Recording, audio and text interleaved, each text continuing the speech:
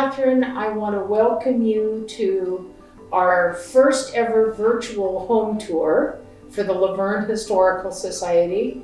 Kathryn Butler, the owner of this beautiful craftsman home in the old part of La Verne on 3rd Street, has graciously agreed to be our first home tour. And we want to thank you so much for opening your home. It takes a lot of effort, so thank you so much for that. And how long ago did we meet? We met in the discussion about the widening of White Avenue because obviously I sit at the corner of 3rd and White, and I'm delighted with this house, which I bought in 2017, and I certainly did not want the street to come closer. And so I approached you at the Historical Society meeting telling you that I was very interested in being a member because I've been a member of historical societies everywhere I've lived and part of the national organization as well, and historic homes are very special to me. This is a lovely craftsman with some really unique features that are not so craftsman in their interpretation. So let's start in the living room. Okay. I think we're going to look room by room. Why don't you describe some of the original features that make this room so unique? The renovation was done by Kate and William Shelley several years ago, and they were attempting to bring back all of the features that could be restored of the house originally. Bill and Kate Shelley engaged the services of Stephen Moran, who was a historic contractor who had done a lot of other work in the La Verne area. And behind me you'll see one of the more impressive features, and that is the curved windows. The windows on either side of the central one, I think, are the original wavy glass. I think the central one has been replaced. That's one of the criteria that the state has for having your house a historic designation by the state, in that the original windows have to be in the house, I believe. This did not qualify for that because of the changes in some of the windows, but it qualifies thanks to your efforts to recognition in La Verne because of some of the house features. The Shelleys told me that they took off 6 to 8 coats of paint in order to get down to the natural wood. So it was really a labor of love. In this room, there are also some significant built-ins, but I believe that because of the age and the difference in technology of making things workable now, they had a custom rebuild of exactly what was here in cherry, and those cabinets are just lovely. In talking to the contractor who did the work for the Shelleys, he mentioned that the first flooring guy that they had to evaluate what to do about the floors suggested that they remove the flooring because there were stains and damaged places here and there. And he immediately fired that flooring person because this house has the 2-inch oak floors, and they are done in the living room and dining room in the pyramid style. And that is very labor intensive. They start with a box in the middle of the floor and go herringbone out to the edges in just giant squares. And it's exquisite and very costly and very labor intensive to do. One of the things I like are the curved ceiling. You notice it's a vaulted ceiling and very difficult to paint because you don't know where the line is of the wall and the ceiling, but the ceilings are here. There's some interesting features about the door configuration. There's a central door with 2 side lights, and the side lights open.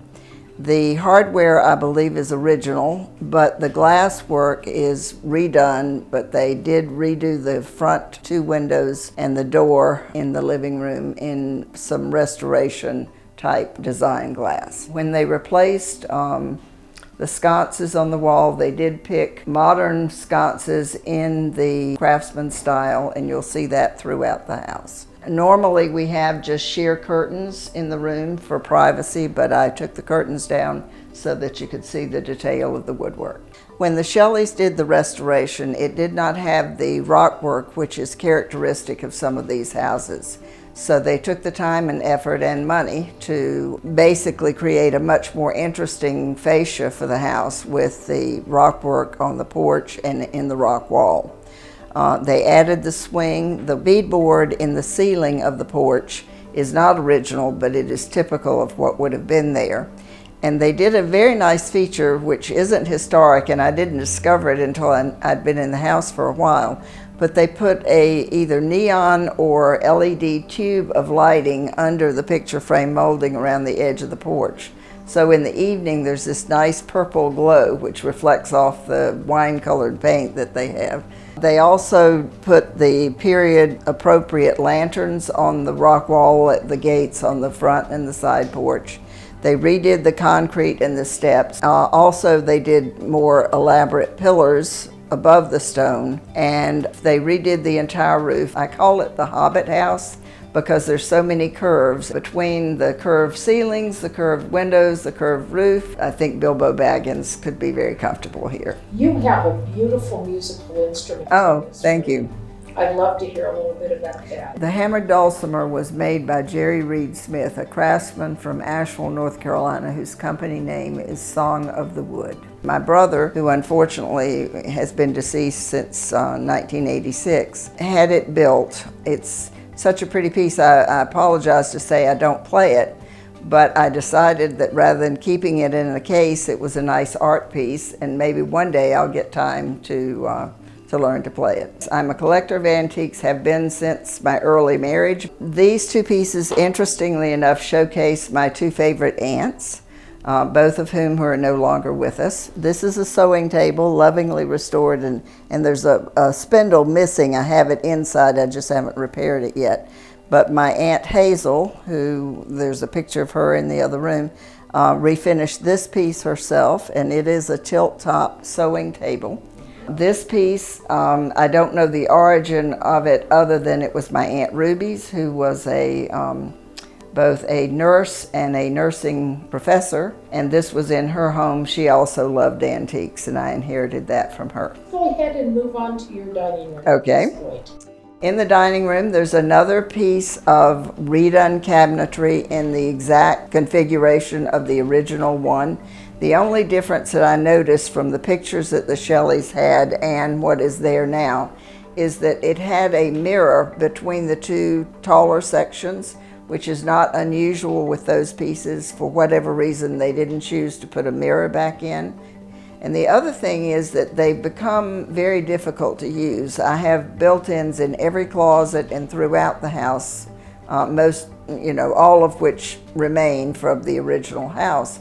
But the drawers don't have drawer slides, and so I'm thinking maybe I'll put some Teflon strips under the drawer runners or something to make them more workable. The dining room doors are like the living room doors in that they have the side lights which open. The side porch has a nice wrought iron gate which provides security for the backyard. They also did the rock walls on the side with the period lanterns. The Shelleys were amazing gardeners, and their foresight in planting the cypress, it was a very wise move on their part. And behind the cypress, there are two very favorite trees. There's an olive tree that I think is probably 90 plus years old. And then as a Southerner, I'm very happy to see a magnolia tree, and in the front yard, the city put two crepe myrtles.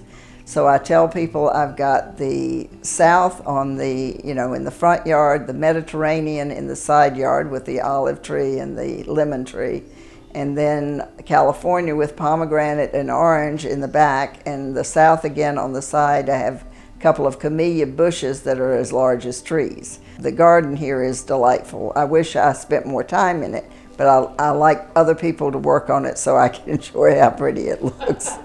Now, in the kitchen, the Shelleys used the original boxes of the cabinets that were there. I do not know whether those were original with the house or whether they were, say, a mid-house cabinetry.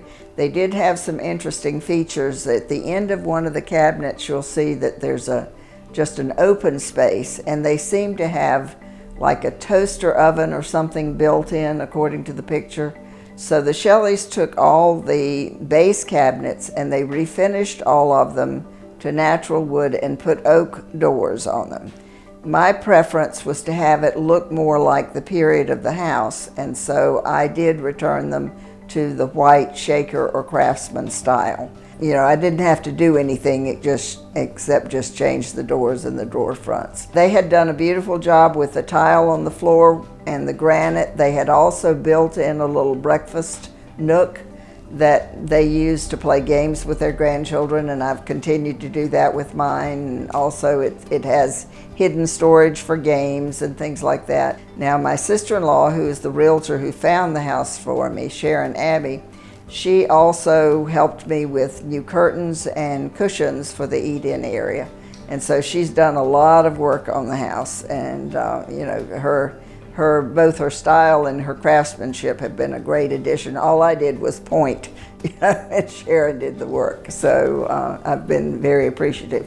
In the kitchen, the Shelleys also put in new windows, which are very workable, I think, with inside screens, so that it's easy to get ventilation. Mainly, they had already upgraded the appliances, the sink, the faucet, all those things, and so I didn't have any of that heavy lifting to do. Well, let's go down the hall. In the front of the house is a bedroom that I actually use as an office, and I'm wondering if the builder of the house didn't do the same thing, because there's an additional entry door from the porch, and it might have been something, I believe that he was a minister of the Brethren, and it could have been maybe his office where he would see parishioners and not have the rest of the house disturbed. And it's probably the sunniest room in the house in addition to the living room, so it's a very pleasant place to work. It has modern windows that they replaced on the east side of the house. I do have vintage file cabinets in that room, 7 of them. I did refit them with hangers to make them a little more modern. The middle bedroom is the bedroom I use as the master bedroom, and it has an excellent example of the built-ins in my closet. Every closet has extensive built-ins. The room has the picture frame molding at the top and the plaster walls. These are not sheetrock, but original plaster, making them a little more difficult for hanging pictures and other things of that nature. In the master bedroom is a good example of one of my antique wardrobes, and I collect wardrobes, as you will see throughout the house. In the guest bedroom, there are several features of the older homes. For example, the closet continues with the convenient built-ins. The closet has a full-length mirror on the door. The flooring in the room is the same as the other rooms throughout the house, the 2-inch oak, but in the bedrooms I have used area rugs to create more warmth. The guest bedroom contains another of my collection of wardrobes. The hall and all the other floors in the house, other than the living room and the dining room, are just straight oak. They're not done in the pyramid style. There are 2 openings on the hall that don't go into bedrooms. One is into a utility closet that they have configured sort of as a wine cellar with or what looks like might have been a wine cellar. The other one is the door down to the partial basement. It's not a full basement, and it's not finished, but it's very adequate for heating and air, hot water heater, which the Shelleys redid everything, new plumbing, new HVAC, new electrical. They really did a fine quality job of everything they did. They did not skimp anywhere. And so, but on the way down the stairs is a little, boxed-in cabinet, which looks innocuous enough, but you open it up and there's just space for a few whiskey bottles in there. So evidently during Prohibition, people would have a little place that they could hide their liquor if they needed to. In the bathroom, the Shelleys did put in a relatively modern vanity cabinet, and they redid the shower, and I love everything they've done, so I don't need to change, but I want some more thin storage. So I'm going to have a carpenter build what looks like a vintage floor-to-ceiling thin cabinet that I could use as a medicine cabinet with glass shelves. And I'm going to reconfigure the vanity with, again, the Mission or shaker-style doors and drawers. and paint it white so that it blends into the style of the house as well. And I'll probably put a new sink and countertop like they did in other places. The other bathroom was very interesting. It's like Picasso's blue period. The fixtures were a blue sink, a blue toilet, and a blue tub. And the configuration was different than it is now. The Shelleys moved the tub to the end of the bathroom, and the toilet they put where the tub was. But it was amazing to see those blue. I've never known about Kohler's blue period, but the picture is there.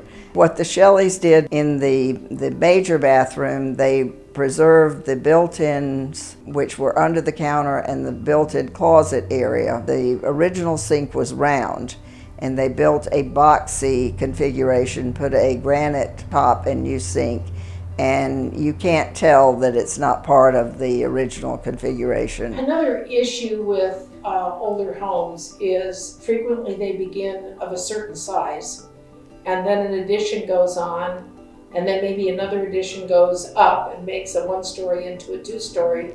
In the case of this house, there is a master bedroom that was added on to the back of the house, but done in a really nice, sensitive way. It's a bath and family room, and it has a vaulted ceiling and an attic or a loft, which grandsons love to climb up the library ladder that they put in. I am not sure exactly when that addition went in, but I'm sure it was done during the time of the floods. Sharon Abbey, my sister-in-law that I mentioned, who was my realtor and craftsman and designer for a lot of things that I did, she suggested blacking out the window behind the big screen TV that is in the room. And so it's our movie room, family room, fireplace room, reading room, extra sofa for somebody to sleep room. The Shelleys replaced some just nondescript sliding patio doors with French doors into the patio. The patio itself, I think, is original brick, but I don't know how old that brick is. One of the things I was going to inquire about with the Shelleys is whether or not the brick needed to be preserved, because it doesn't always drain evenly, so I have to decide whether or not I want to enhance that area or not, but I don't want to just tear it out without checking about it. The backyard is very large. This is at least a lot and a half, if not 2 lots in size, and there's enough space back there for either an RV parking or a tiny house or a number of different things. What attracted you to La Verne? What made you decide here? Well, as I mentioned earlier, my sister-in-law Sharon Abbey, who was my realtor, I gave her specific instructions. I said, I want a restored craftsman bungalow within 15 minutes of where my son lives in Glendora. And so she was very good. She found this, and we bought it the first day it was on the market, because it was exactly what I want. I've redone many houses, and I've aged out of tearing the tile out with my fingers. So I wanted the older home for the charm, but I didn't want to have to do it myself. Yes, I wanted to make one comment about La Verne. I could not have landed in a more hospitable part of the world. I think this town is just absolutely darling. This block is very, very friendly. We do all sorts of things together, and I just couldn't have asked for a better location. So. Wow. Well, that certainly wraps up everything on a very high note. I love that.